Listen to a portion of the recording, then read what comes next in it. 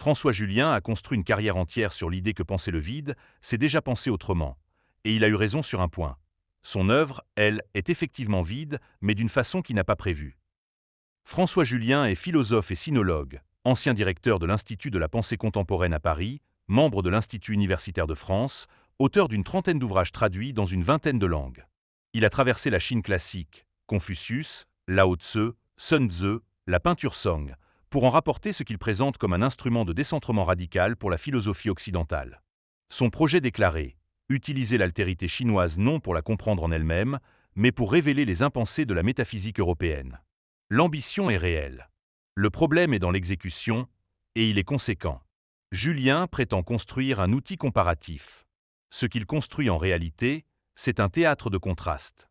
D'un côté, la pensée grecque, la forme, la substance, la transcendance figée, le logos. De l'autre, la pensée chinoise, le souffle, le processus, l'immanence dynamique, le vide. Ce partage binaire n'est jamais démontré.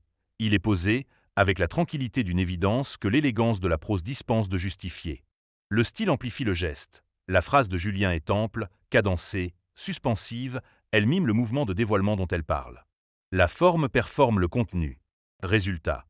Questionner l'argument revient à résister à une expérience, ce qui passe toujours pour de l'étroitesse plutôt que pour de l'exigence. Commençons par l'échelle. Julien dissout 2 millénaires et demi de pensée chinoise, traversant des ruptures dynastiques, des guerres d'école, des traductions manquées, des silences forcés, dans une seule variable, l'appartenance à une configuration civilisationnelle. L'individu, le texte singulier, la controverse interne disparaissent, absorbés par la logique présumée d'un écart qui les précède et les détermine. Ce n'est pas une analyse, c'est la civilisation qui avale tout. Chaque philosophe taoïste devient le symptôme d'une même grammaire profonde. Chaque concept européen, l'avatar d'une même fondation ontologique. L'erreur va du grand vers le plus grand encore, la totalité dévorant ses parties. Ensuite, le concept central. Le vide, chez Julien, se ramifie sans cesse. Vide ontologique, vide potentiel, vide de disponibilité, vide comme non-agir stratégique. Ce glissement connotatif n'est jamais signalé comme un problème. Il est présenté comme la richesse même du concept. Mais un terme dont le contenu sémantique varie selon les besoins de l'auteur et de sa phrase n'est pas fécond. Il est rhétoriquement insaisissable, ce qui n'est pas la même chose. Mieux encore, étant défini comme absence de détermination, le vide résiste structurellement à toute réfutation par le particulier. Un contre-exemple devient preuve supplémentaire de sa plasticité. Ce n'est plus un concept qui explique, c'est un concept blindé contre l'explication. Le dispositif phénoménologique complète l'ensemble. Julien décrit l'expérience du lecteur confronté à l'altérité, surprise, décentrement, saisissement, et offre cette description comme si elle constituait une démonstration. On est conduit à ressentir un contraste, et l'affect de la découverte tient lieu de la découverte elle-même. La Chine n'est pas étudiée. Elle est convoquée comme figure d'altérité radicale, miroir idéalement opaque que l'on oppose sans chercher à comprendre. Les textes classiques, quelques fragments taoïstes, Sun Tzu, Le Prince, Montaigne, reviennent comme des talismans interprétatifs, sélectionnés avec un soin liturgique.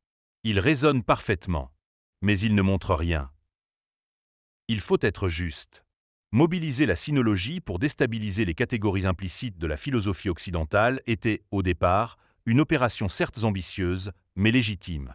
Julien a introduit dans le débat francophone des problématiques, l'efficacité indirecte, la transformation silencieuse, l'antre, qui méritaient sans doute d'y figurer. Certains de ses lecteurs ont effectivement été conduits à interroger des présupposés qu'ils n'auraient pas autrement identifiés. Cela compte. Mais le nombre de lecteurs séduits ne fait pas la fécondité de l'œuvre. François Julien a réussi quelque chose de rare. Construire un système dont le concept fondateur est immunisé contre la réfutation, dont la méthode est protégée par son élégance, et dont la profondeur apparente repose entièrement sur l'émotion qu'elle produit chez le lecteur. Il a pris le vide comme objet, le vide comme méthode, et obtient le manque comme résultat, le manque de clarté, le manque de rigueur, il appelle ça de la philosophie. C'est de la prestidigitation intellectuelle. Le tour est impressionnant, mais la pièce a disparu depuis le début. Si cette analyse vous a intéressé, partagez-la avec quelqu'un qui a lu Julien avec enthousiasme. La conversation vaut la peine. Et si vous voulez qu'on applique ce cadre à d'autres penseurs, dites-le en commentaire.